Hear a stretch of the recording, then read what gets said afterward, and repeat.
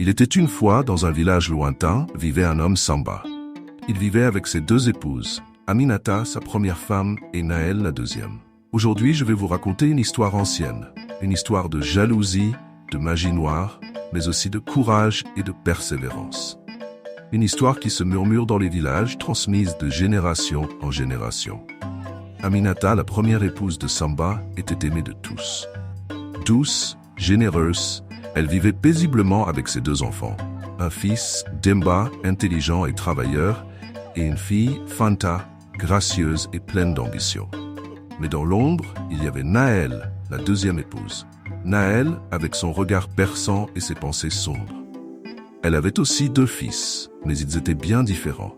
Paresseux, ils préféraient le confort de la case au dur labeur sous le soleil. Au lieu de corriger leurs défauts, Naël se laissait envahir par la jalousie. Elle voyait les enfants d'Aminata réussir, et cela lui brûlait le cœur. Une nuit, alors que tout le village dormait, Naël prit une décision. Elle se rendit chez un marabout puissant, caché dans les forêts profondes.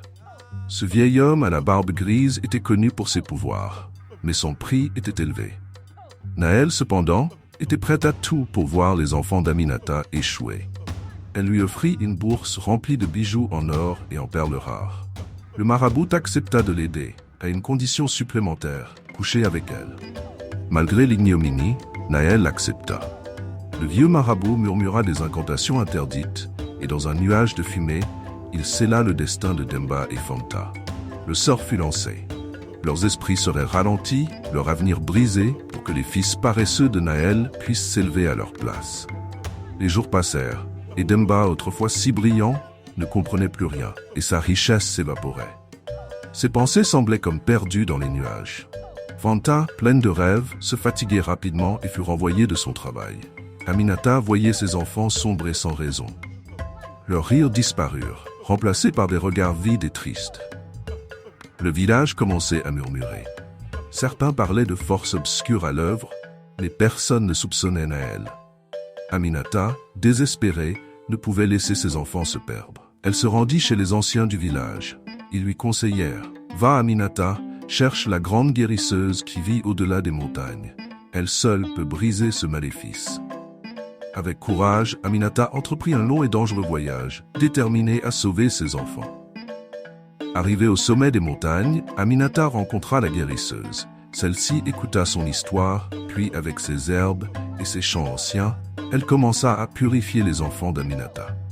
Les rituels étaient longs et Aminata priait jour après jour sans perdre espoir. La guérisseuse lui expliqua finalement « Le sort jeté à tes enfants est puissant et seul le sang peut les délivrer. » Aminata, surprise, demanda « Le sang ?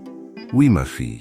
Et ce sang se versera dans ta cour. » Incapable de comprendre l'énigme, Aminata repartit, troublée. Elle ne comprenait pas la prophétie de la guérisseuse. Cependant, quelques mois passèrent, un événement inattendu se produisit. Naël, sans le savoir, était tombée enceinte du marabout. Elle se plaignait de douleurs constantes au ventre, ignorant qu'elle était enceinte.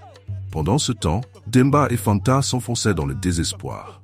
Mais un beau matin, des cris de détresse retentirent dans la cour. C'était Naël, en train d'accoucher. Aminata, en voyant cela, se souvint des paroles de la guérisseuse. « Et ce sang se versera dans ta cour. » Sous le choc, elle s'évanouit. Finalement, au terme de l'accouchement, le maléfice fut brisé. Demba retrouva sa vivacité d'esprit et Fanta son ambition. Leur avenir s'éclaircit de nouveau. Aminata, bien que remplie de tristesse, face à tout ce qui s'était passé, choisit de ne pas se venger.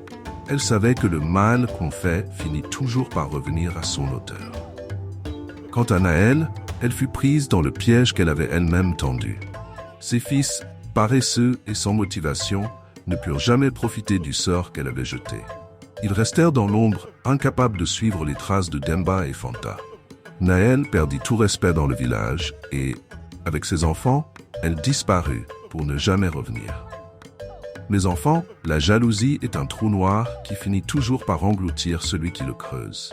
Cette histoire nous enseigne que le travail, la détermination et la bonté triompheront toujours, tandis que la jalousie et la haine détruisent ceux qui s'y accrochent.